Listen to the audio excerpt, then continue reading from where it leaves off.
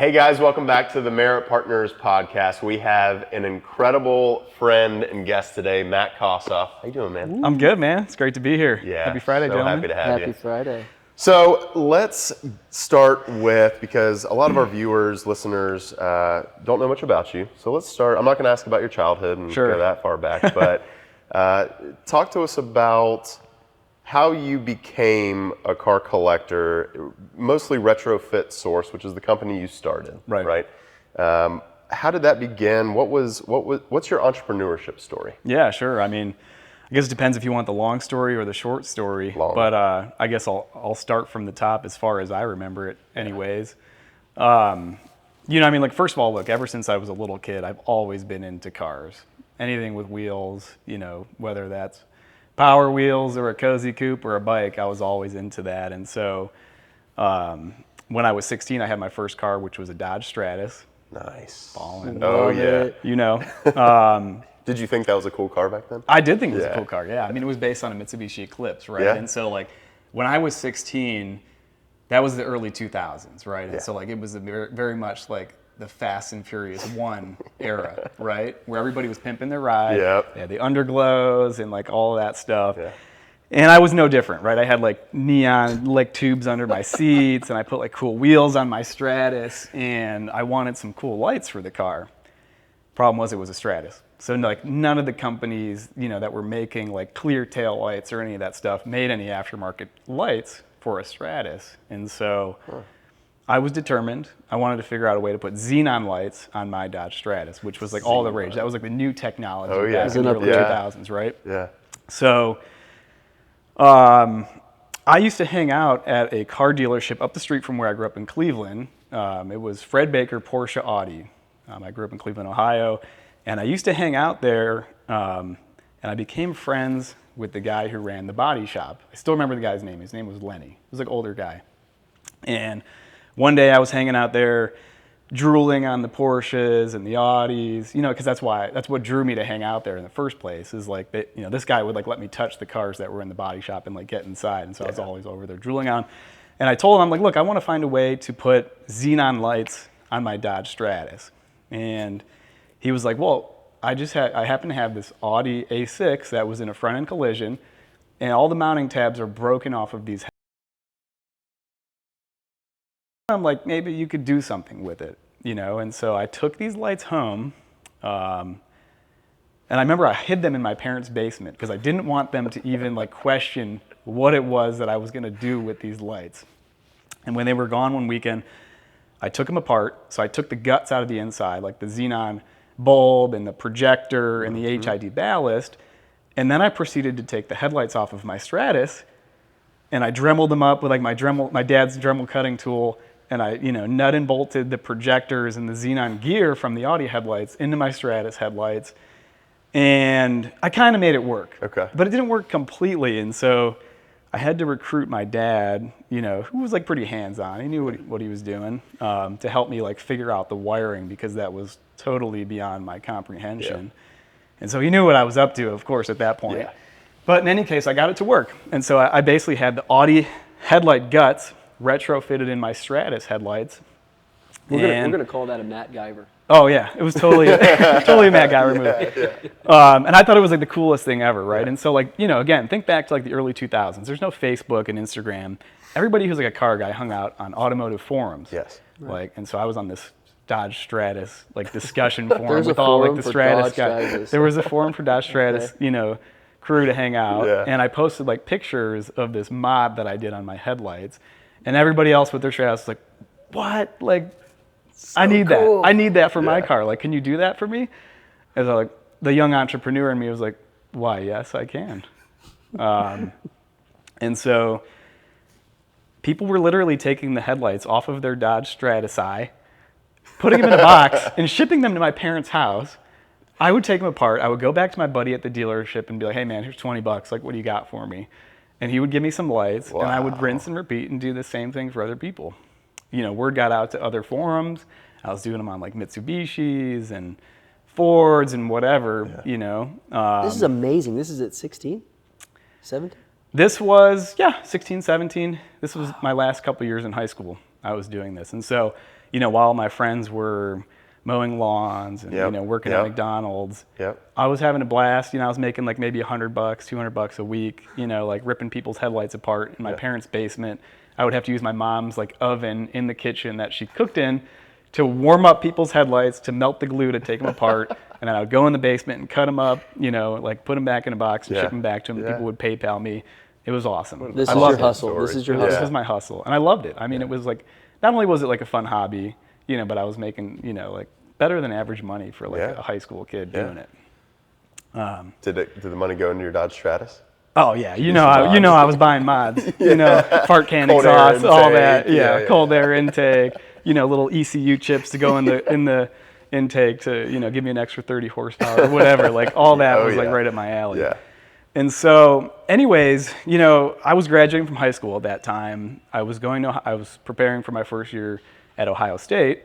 So I was going to live in a dorm, and I could no longer do these retrofits for people anymore because I know that my roommate, Dave, what's up, dude, would appreciate me cutting up headlights in my little dorm room, like and causing like dust to fly everywhere. Yeah. And so what I did was I ended up like documenting how it's made, right? Like step by step, how do you do a retrofit on your headlights? And I ended up cutting deals with a bunch of salvage yards around the country, because those were like a source where they would collect headlights from luxury cars that were in collisions. Right. Yep. And when all the mounting tabs were broken off and the lenses were scratched or cracked, the headlight was basically worthless. Yep. But the internals were still good, and that's what I needed, right? So I was buying like wholesale broken headlights from salvage yards across the country, shipping them to my parents' house. I would drive home 2 hours from Ohio State every weekend to go take all these lights apart, get the guts out of the inside. I paid my sister to ship them out because she was younger and she still lived at home.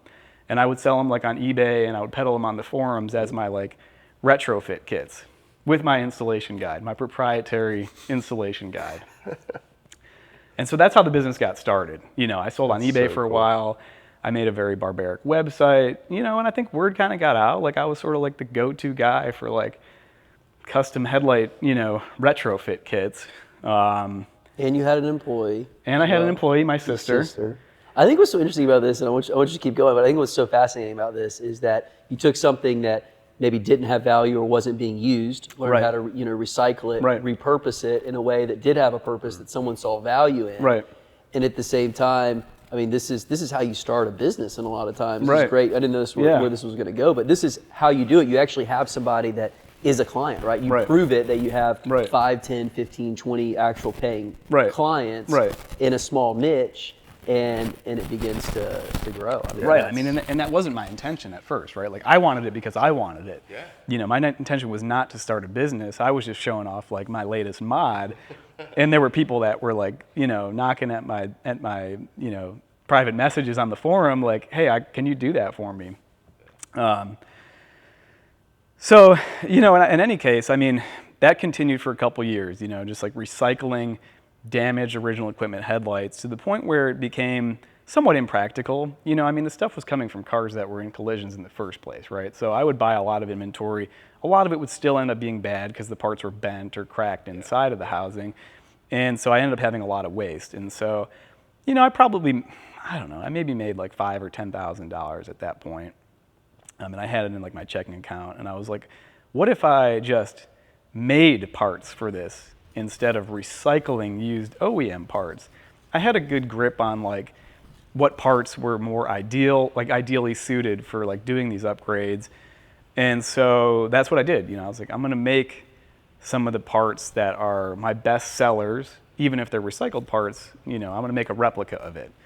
I had no idea how to do that, but I was, I guess, innovative enough to search around on the internet, and I'm like, I don't know, Chinese factory, plastic part, right? And so I ended up linking up with a factory in Ningbo, China, and I sent them one of the parts, which was from a BMW headlight, a BMW E46. It was like the chrome, like trim piece inside of the headlight that you need for any conversion because it covers up all the hardware and makes it look more finished. Yeah. I sent them this plastic part to replicate over in China. They did all the CAD for me. They gave me like a price for the injection mold tooling, and then they quoted me like the unit price on it. And That was it. That was the first aftermarket part I had ever made for these conversions. Yep. I asked them to actually like tweak a couple specs about it to make it like even more ideal. And like prior to that, I would have to pay like $50 a piece for these things. They were worth like $100 in my market. And I could only get maybe like one pair of them a week based on who crashed their BMW that week, right? Yeah. And so at that point when I was able to make them for like $1 a piece, they were worth $100. I figured I had to put $5,000 in to make the tooling, but I was like, this is going to be awesome. And it was. Yeah. I mean, I had an unlimited supply of these things, that I could sell my customers. And that was the first aftermarket part I made for retrofitting and upgrading your headlights. I did the same thing over and over again with other components required to do these conversions, and just built a whole product line that way, right? So, I continued to grow the product line throughout my time at Ohio State, started buying less and less junked OEM lights and building more and more aftermarket parts. So did you go from xenon to LED? Like as you're doing this business, did the technology go from xenon conversions to LED conversions? There was definitely, like a transition from xenon being like the prominent technology to LED, which like nobody retrofits or like even uses xenon lights in cars now. It's all LED. But I ran the business independently. I paid my roommates to do odd jobs, throughout college, like take out the trash or like, build this wire harness by hand, like in between your classes or whatever. I mean, and it was fun, for me. I started it because it was a hobby. Like I genuinely enjoyed it. I've always been a car guy, and I happened to turn it into a business that ended up being pretty lucrative, right? So I graduated from school. There's a funny part actually I should tell before I get to graduation, which is I went to business school right at Ohio State, and one of the prerequisites to graduate was you have to interview for an internship. Okay, you have to at least interview. You don't have to necessarily get an internship. And so I did an interview for this company that did like, I don't know, resident or like commercial, like, I don't know, HVAC or something like that, where, whatever. I went through the whole interview. Like I was late to the interview. I ran across campus. Imagine you doing that because now. I was like, I was like sweaty because I like didn't know how to tie a tie, and so I was late, and I like ran across campus to do this like, like in May, so it was hot outside in Columbus.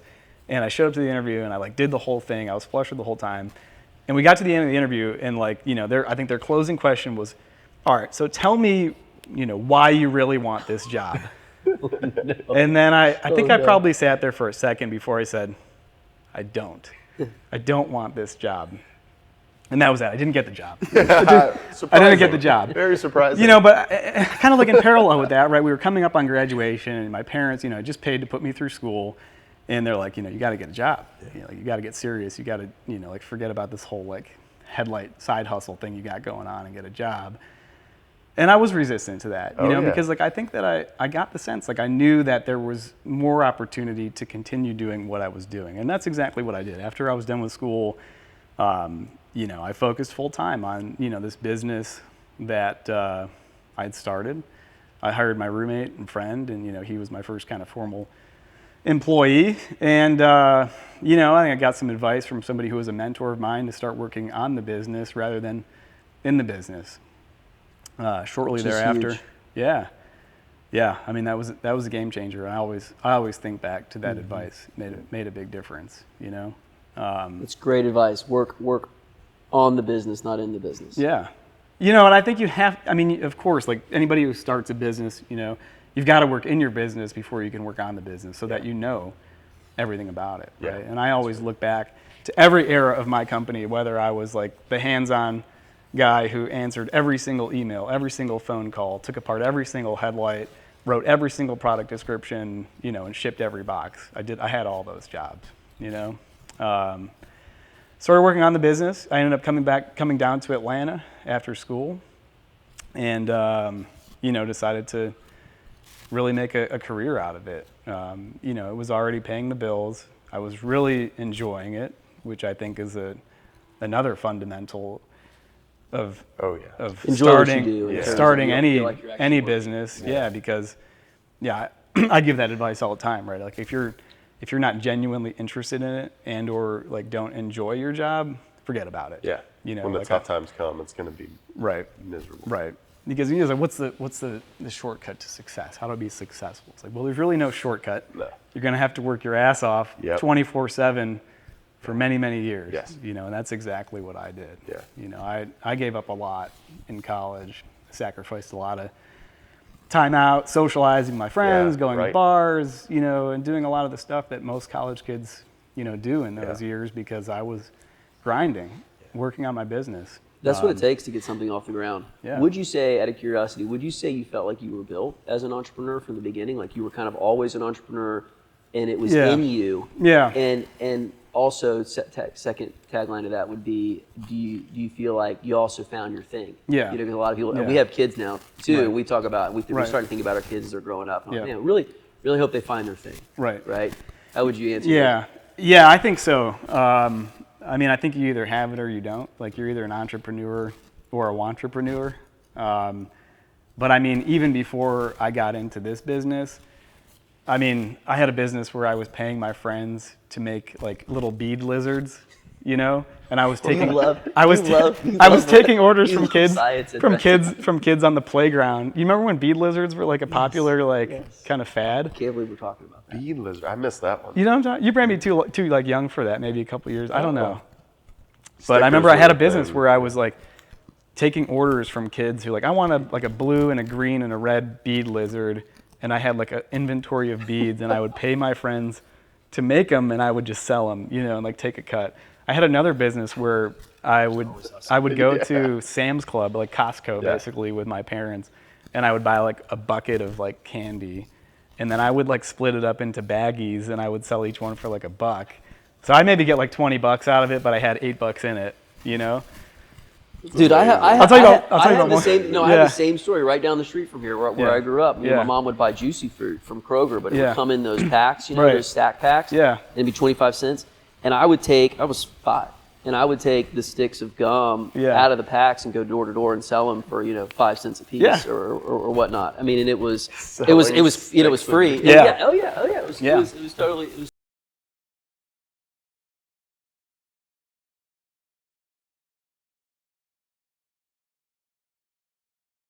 So it's just I agree. It is totally always just in you. It's not something that it just comes out. Right. Yep. Same thing with like pizza. I mean, back in high school, you could buy pizzas, like every now and then they would have like what they call Domino's Day, and you could buy like a whole pizza at lunch from Domino's, and I think it costs, you know, like I don't know, $10 for the whole pizza, and so like I would fund the whole pizza and I would sell out like 8 slices to my friends, make my money back, and I would have free pizza for myself, because that's just like it's just always how I've rolled. You know, it's an opportunity and everything. I'm very opportunistic. Yeah. So those 3 careers were my only other jobs that I had before I found my way into the automotive aftermarket. Yeah. So. Cool. You know, I think to fast forward to the end of that story, you know, not to draw this out any longer, but, you know, I brought the business down to Atlanta. I started hiring people one by one to take care of different, you know, things within the business, you know, shipping, customer service, et cetera. One of the guys, actually the first guy I ever hired in Atlanta, Andrew, still works for me. He's like still my like right-hand man. Love that. Started hiring people, you know, I think I had about 24 employees before, you know, growing the business to a place where it was ripe to exit. And so in 2017, you know, I linked up with some investment bankers, local investment bankers, because I kind of hit a wall and I didn't know where to take the business from there. I knew that there was more opportunity, but I only knew what I knew having worked in the business and the industry, right? And so I needed some outside help and some fresh perspective to help me take the business, you know, to the next level and achieve the opportunity that was out there. And so I went through that whole process, which was really nothing like Shark Tank, you know, a little bit more difficult, a bit more work. And we found a great private equity partner, actually based out of Atlanta, to co-invest in the business. And then together we grew the company about 5 times from where they got involved to the time that it was ultimately sold to its current owner, which is a business called Wheel Pros or Hoonigan. And that's where we are now. So during that time, I went from the founder and the CEO.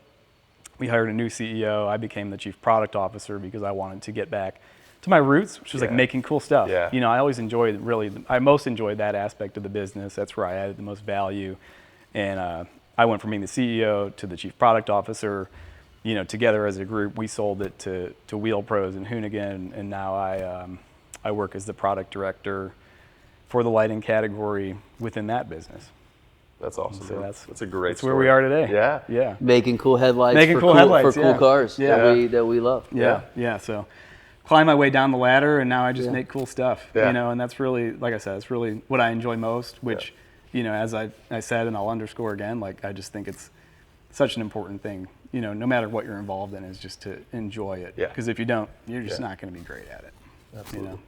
So you eventually upgraded from the Stratus, as we know from some of the cars in here. But what was your first real performance car, your real first sports car? Because entrepreneurship, you don't necessarily see success from it early on. It takes some time. So when was that first purchase of, all right, I'm kind of at a place where I can do this, and I want that car? Or where you're going to start collecting cars to either drive or. Yeah. So I will talk about two cars. Then the first one is not a performance car, but it's left a lasting impression. And so I had a 2010 Toyota FJ Cruiser. This is like my first nice car. And I was living in Columbus, so I needed something a little bit more practical, to drive around. I needed something I could haul packages to like the post office in. And so Army Green 2010 of course. FJ Cruiser. That's where it started. And so not necessarily a performance car, but that car catalyzed my love for green cars. Ever since then, as you well know. Yeah. We'll get to all that. About that. All about that, yeah. But the first cool car I bought was a 03 E46 M3. Yeah. 6-speed. Yeah. Manual. Great car. Had no idea how to drive a manual when I got that car. But I love the car. It was like a carbon black over cinnamon. And a couple months before I bought it, my roommate, Jimmy, taught me how to drive stick shift on his Cavalier. We were like driving around like on the Ohio State campus, like in his Cavalier, and I would stall the thing out all over town. And I still was not very confident by the time I got that M3. And I remember like the transporter dropped it off like on High Street, basically. And I got in it, and because I was like kind of not comfortable with like how to, work the clutch, like, plan B is we'll just dump it, right? So I literally got in the car, like the first thing I ever did was just like, I'm just gonna rev it up, dump the clutch, and like I'm off. And from there it was like, that's that. Figured it out. That's cool, man. Yeah, that's exactly. Cool. So that was my first cool car. I upgraded to. You're a pro now in the Carrera GT, by the way. Yes. I've been behind you, when you buy one of those. So long. Yeah, I've come a long, come a long way from the Cavalier. From dumping clutches. Yes, exactly. Doesn't work that way in that car. Yeah. So one cool thing that I've seen since I've been here is the relationship you two have. I mean, from when I started here, you guys had a true friendship, not just a client relationship. So I've actually never heard the story. How did that begin? Where did you guys meet? How did you guys hit it off to the point of, okay, this is more than just a client relationship? And I wore my green pants for you today. That's right. That's Mr. Green, Mr. Green himself. I'm gonna let Jonathan tell a story. Tell me from your perspective. Yeah, from my perspective, I think I knew you were in the Atlanta community, right, in the car community, and I loved Carrera GTs, and I think that was the first time I saw you at a car show was with the Carrera GT, the silver car behind us here. Yeah. So I saw you drive around in that, and I think we just connected over that, and it was more of just a quick bond, of just somebody that's like, hey, this guy's kind of, my people. Yeah. So it was one of those of just like a pretty quick friendship, and just had similar interests. It was more around that, and then we started going to dinner with our wives and hanging out and doing things like that. And then we started doing kind of an annual trip because both of our birthdays are in March. Yeah. And so we would go up to Highlands and we would both take a car. I think I broke down actually in my Carrera GT. Never forget that. Going up there.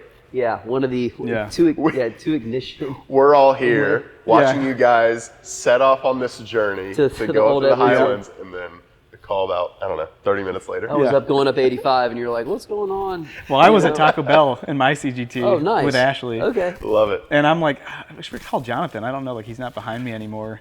I'm like, hey man, where are you? He's like, well. My cylinder 2 and 6 went out. That's where I am right now. Yeah. I'm over here misfiring. Yeah. Did you guys still end up doing that trip?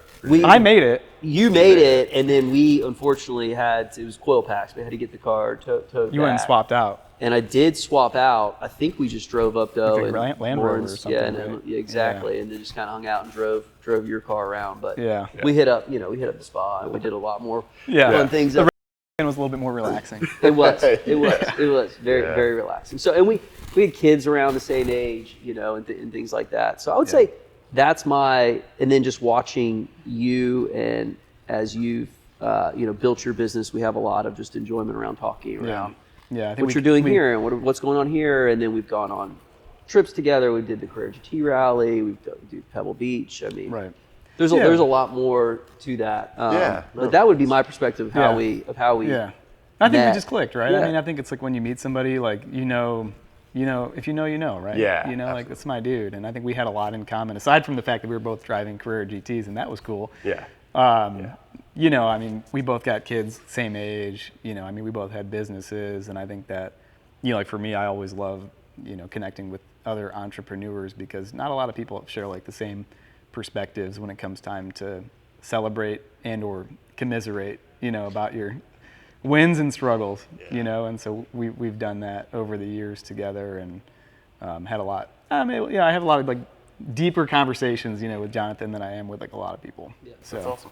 I've learned a lot from Matt. I mean, I've learned a lot from you too, and just like ask a lot of questions, and it's been great. And it's been C.S. Lewis, to quote him, he says, a friendship is when you say, oh, I didn't know, I thought I was the only one that was interested in that. You too. It's kind of that you too moment. We've had a lot of like, he's interested in that too, I'm interested in that. And we just, it's bonding around that. And then we like going and the first time we drove the little red car, I don't know if we want to bring that up, but I remember just even getting here, at this place, which wasn't what it is now, but at like 6 a.m. and cold, just playing like winter cold, morning. Yeah. Right. Bringing the car outside and just hearing it and going on that first drive. Top on or off?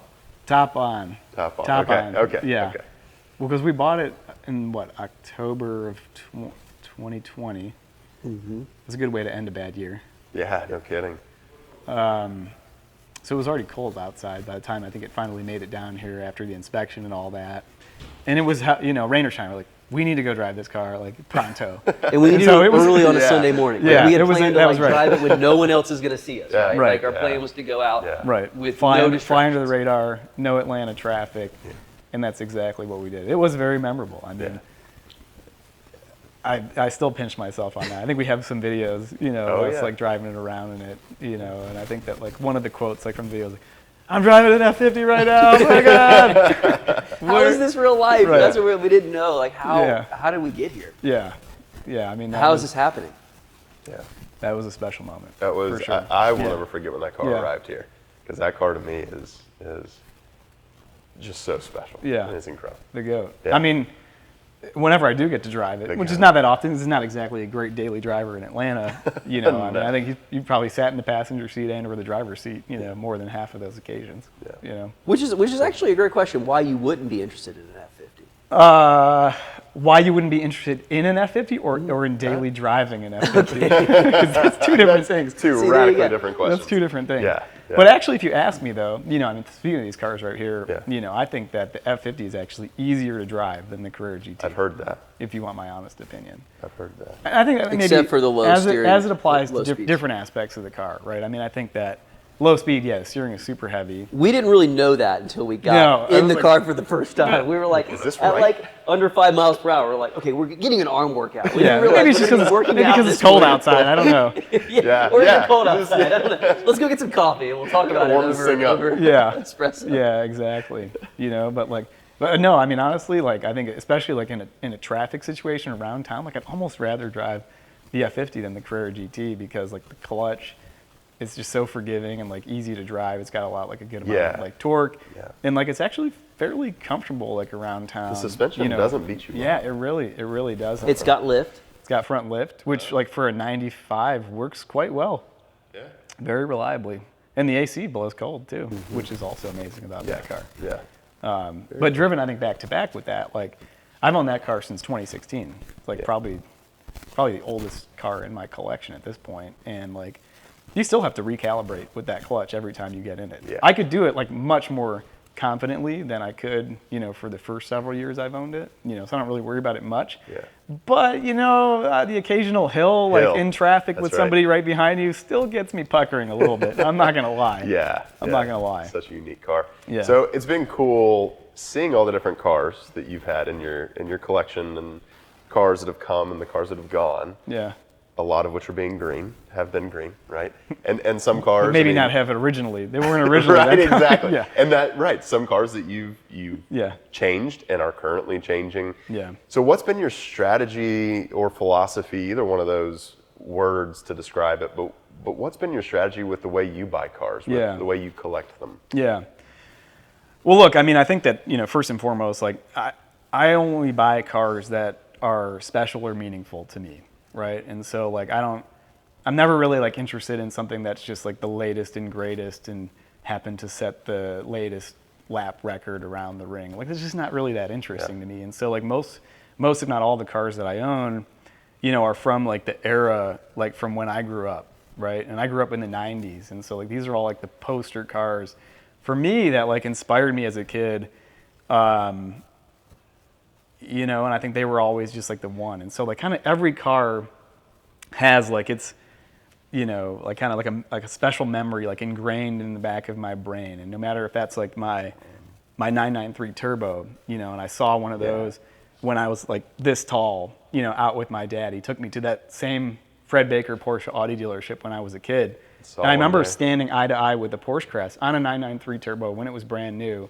And like, that is like one of the memories on the shelf in the back of my brain, and it's always been there. I remember seeing a Ferrari 355 fly by on the highway in Cleveland. Sounds and amazing. I heard that car. I'm like, what is that? Yeah. Must have it. Yeah. So like that's another one, like a car that's just like always been really special to me. What's funny is I just realized it occurred to me that you kind of come full circle with the Stratus of the Fast and Furious era and the scene in the Fast and Furious where it pulls up in the Ferrari. More than you can afford, pal. You send me that. You go full circle. Yeah, trust me, I say that all the time. I mean, the license plate frame is on my CGT, right? Says that? No, have you seen it? Tuna, Tuna. No crust. No time. Yeah, so like that movie, important to me. Oh, like a very important time in my life, and like, yes. Like they've made I don't know how many more Fast and Furious since then. They're all garbage except for the first like go one. to space in one now. Yeah, like what is going on? Like what happened to stealing? 10 years. What happened to stealing DVD players? Are we really? Passing away, I believe. Wow. Right now. Yeah. So CGT, saw that car when it was.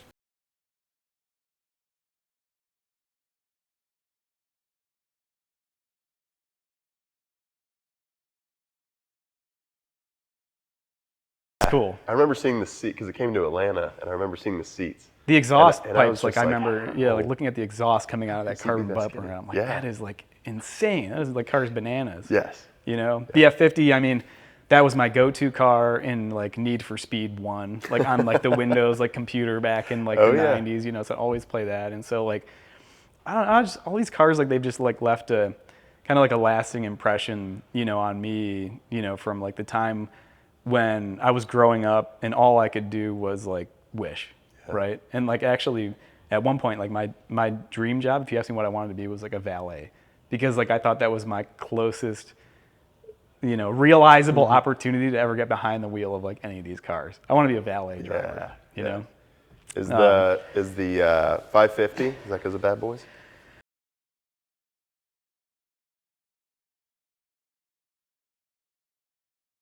Always like sat on my desk. It was a yellow one, but I always just admired the curves of that car. I mean, what's not to like about a V12 with a 6-speed manual, and a big old boot. So I'll always remember every time you come in, you're like, I'm gonna get this car, and then I'm gonna paint it. I'm going to do a whole project. Yeah. You know, it's got this whole vision. I mean, how long the 993 you know, turbo took, and we went and looked at samples of the leather and like, hey, I'm going to do this, and I'm like, that's really, really cool. I mean, you've got a very creative, you know, brain for those type of projects, and it's, I find it very interesting because obviously in doing what we do, right, it's all, and I talk to you a lot about this. It's like, oh no, in U.S. original paint, you know, very important on a Porsche or Ferrari. These are some of the first questions, right? Maybe in the rest of the world, not so much appreciated, but certainly in that world, these cars are actually meant that you're going to be driving them. You're like, hey, these are my cars. I'm driving them. I'm using them. And so we've had a lot of dialogue around that. Like, I think you bought a great 550, and you're reinventing that 550 to be a better car. It's had a great life, but it's tired, it's old, it needs to be refreshed, right? And so that's what you're doing with and that makes a ton of sense. But you and I have a lot of dialogue about this, and I think this is interesting for the new guy who's 30, 40s that's growing into having a car collection. You know, this is the appetite.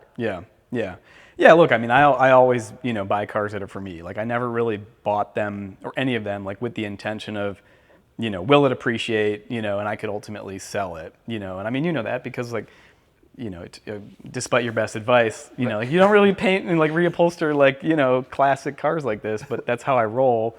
And I just do it because that's my vision of like what's perfect, you know, and I don't ever have the intention of reselling it, I'm not building it for the next guy, I'm doing it for myself. You know, but I have been, I think, fortunate enough to, you know, have bought, you know, a number of cars like, you know, these that, you know, at one point, they're still very expensive, but they have appreciated mostly because you won't let me paint them, you know, but, you know, you know, that's part of it too. I really like, you know, driving, you know, older analog cars.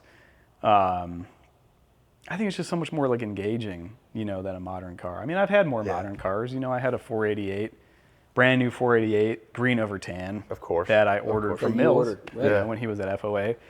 And, you know, like, I was highly anticipating that car. I was super excited about it, but it was boring. I mean, the paddle shift, it was fast, it was sexy, but it just wasn't that engaging, you know, and I think that's one of the things that I really, really admire more than anything about, you know, the cars of this era, you know, like the late 90s, early 2000s, that like when you get in them, you know, they're almost like a distraction, you know, from like the noise of everyday life. You know, I got to call at 3, I got to take my kids here, you know, tomorrow morning. I got, you know, all these chores I got to do and work on my plate, you know, and I think that, you know, also being an entrepreneur, like my mind never shuts up. You know how that is. All the time. Like the monkey mind is like always at work, day or night. And, you know, like going for a drive it's not only exciting, but I think it's like, it's kind of peaceful and distracting all at the same time, because it helps to quiet like all of that, you know, and when you're driving a car like one of these things, like you really have to concentrate on that,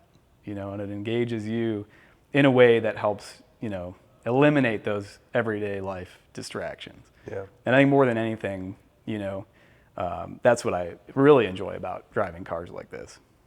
You know, I mean, look, the reality is like, I got blown away by like a mom in a Cadillac, you know, Escalade V-Series the other day in my Ferrari, you know, while she was like doing her hair and making her kid like macaroni and cheese. And so like, you don't really like need a cool car to go fast these days, but like, you know, there's nothing to it. So like, doesn't matter if it's, you know, the latest and greatest Lambo or Ferrari or fucking Cadillac, like they all go fast.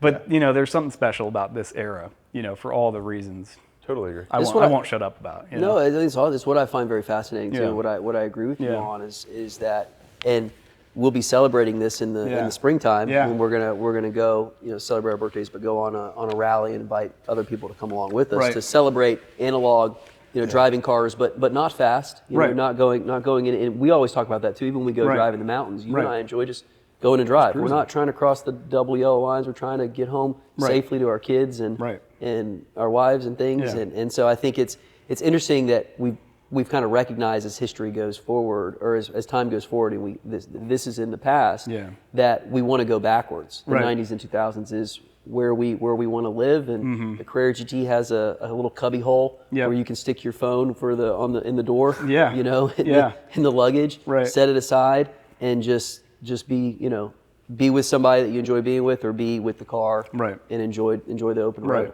Right. I think that's I mean, and that's another. I mean, it's true, right? I mean, that's another great thing about these cars is that you can drive them in an engaging way, without like sending yourself into like hyperspace, right? You don't have to go that fast to really enjoy them, and for it to be like an exciting, engaging experience. And as I said, like, I mean, you could probably find me like putzing around town in one of my old Ferraris, and like I'm the slowest guy like in the right lane, while people in their Teslas are blowing by me, giving me the bird, So like I don't ever drive, like I'm an a-hole, and that's not our style. It's not. We also don't go to the track, so that's one thing we we get made fun of. We don't go to the track. Like, I've got nothing to prove. I've got a lot to lose. My family. I got more important things than to try to look like the coolest guy out there in my Ferrari. Well, we talk a lot about. I usually have the coolest cars anyway, so I got nothing to prove. Right? It's perfect. It's perfect. We talk a lot about 0 to 80, fun in that 0 to 80 range. Right. And the problem with a lot of modern cars is even at 80, you're not having fun because the car is so capable that it feels like the car's yawning when you're going through a corner at 80 miles an hour. Right. But the old 997 CGT going 80 miles an hour in a corner. It's engaging. You're holding on. It requires you. You're holding on. To pay attention. Totally. Totally. And I mean, I love that generation. Again, it's all part of it. Yeah. We sold the beautiful 488, the green. We sold that car, and you went into a 991.2 Touring, right? Which was a very engaging car. Huge upgrade. Huge. Yeah, and that was a great decision. Huge and then upgrade. The Ford GT most recently. I mean, so it's makes a lot of sense. Analog, engaging car. Yeah, I mean, and look, I think that it's not that new cars are bad, right? There's nothing necessarily wrong about new cars, but I think that the more electric they become, the more automated they become, the more electronics, like it just takes that engagement out of it, And so I'll give credit to Porsche, like, even the modern 911s, like they still have that essence, and that GT3 Touring was a great car, and I do miss that car. I don't have it anymore, but with the GMG exhaust, the numeric shifter, that's right. That was good. That was a good combination. Those were two mods. Yeah. That were great mods that are easily reversible. That's right. I'm glad we did that. Yeah. No regrets at all. Why did I sell that car? I don't remember what I got. I think you didn't have space at the time, and we were replacing it with something else, and they were using it. And then I sold that so that I could buy my crappy 550 Marinella. Oh, there you go. To make room for which is now in 1,000 pieces and being repainted green. So we kind of skirted over that a little bit, but you have a beautiful 993 Turbo that even because that's kind of when I first started here, actually drove that car back from shop to here, and beautiful midnight blue metallic car. Mm-hmm. And I heard this guy, one of our clients, is going to paint this car. I'm like, what? I mean, it wasn't a nice car. Yeah, it was a nice car. 27,000 miles. What is he thinking? Yeah.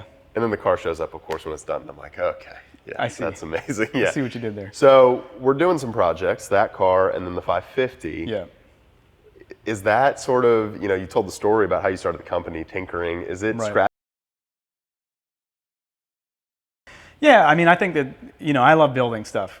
I mean, I like a project, I think that's just fun to me. I've got a obsession that nobody can deny about, like cars green over tan. It's my jam. I love it, and so I think that like that's the epitome of like perfection, and that's how all cars should be, So with the 550, I bought that car and bring a trailer, it had like 51,000 miles on it. It needed some TLC anyways, and so it was like the perfect candidate for a project like that.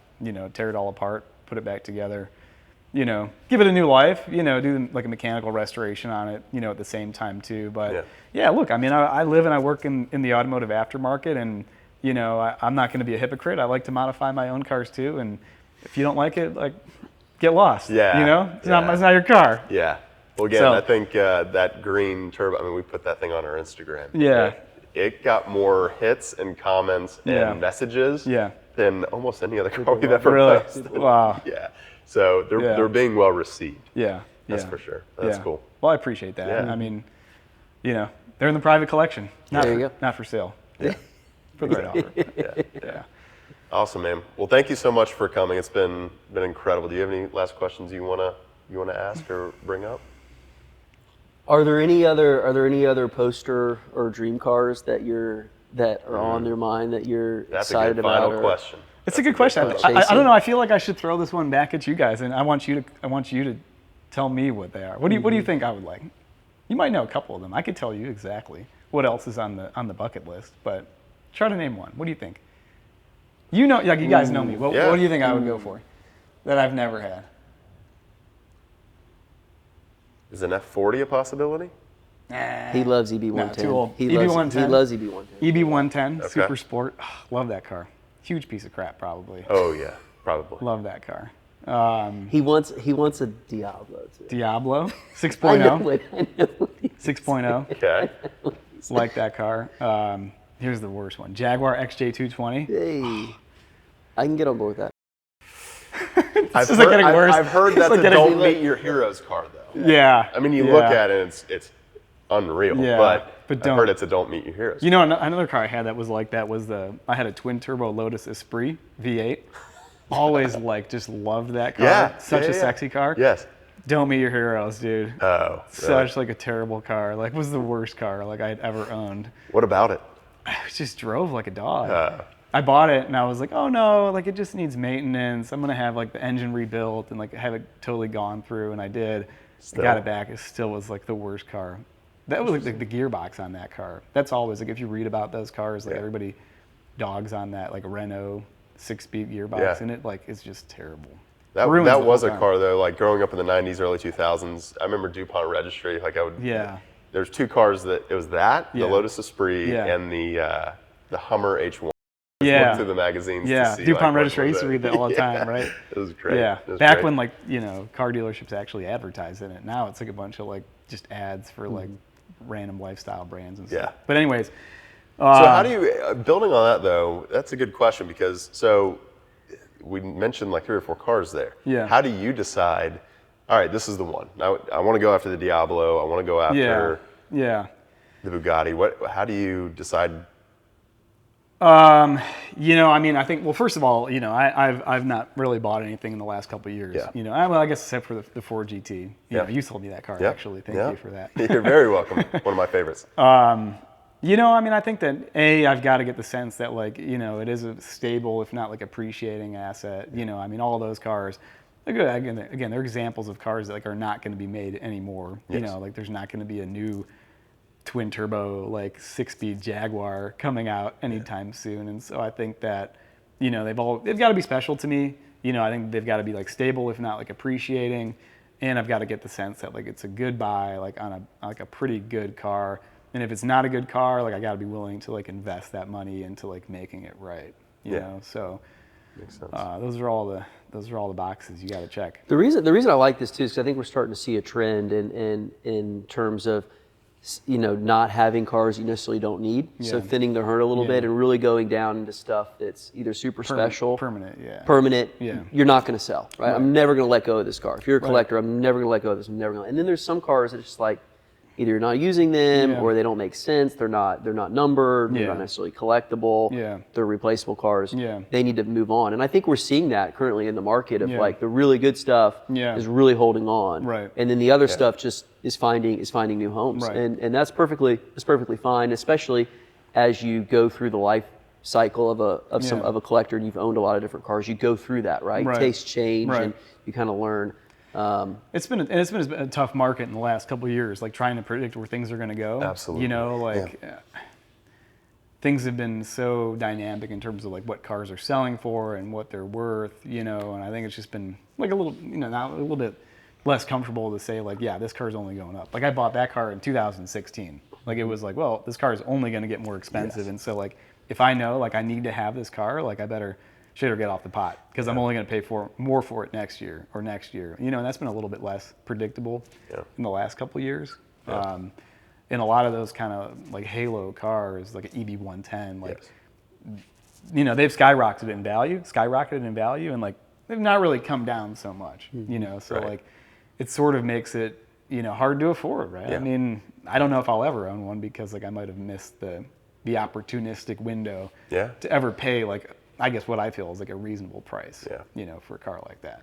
What do you, last question, what are you looking forward to in 2024? I mean, it can be from just personal side or it can be from going on, different car events or things that maybe, we went to We went to Pebble Beach together. Yeah. You know, which was so much fun. I mean, what are you looking forward to in 2024? Just you personally, or related to the car scene? Yeah, I mean, look, I think that's a great question. I mean, I think that for me, you know, I admire you a lot for this, but I think continuing to like kind of balance, you know, my life, like I'm always on the grind, always on the go. Like it's hard to get over here and spend time with people, you know, that I like, and I want to do more of that, you know, next year. Be able to reserve more time for, you know, myself, my family, my friends, you know, do more, you know, participate in more things that I'm passionate about, you know, attend more events. Hopefully we can start off on the right foot in January. Go to Amelia. Let's do it. Yeah. Let's do it. Yeah. Yeah.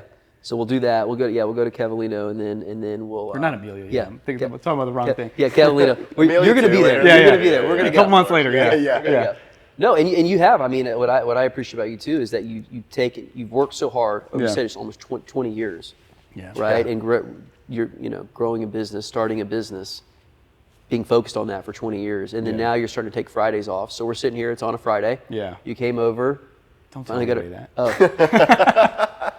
Scratch that. Can we please edit that out? I apologize. It's Saturday. Cody will. Saturday morning. So it's Saturday, and we're just here hanging out, and we're having espresso because we love espressos. Yeah.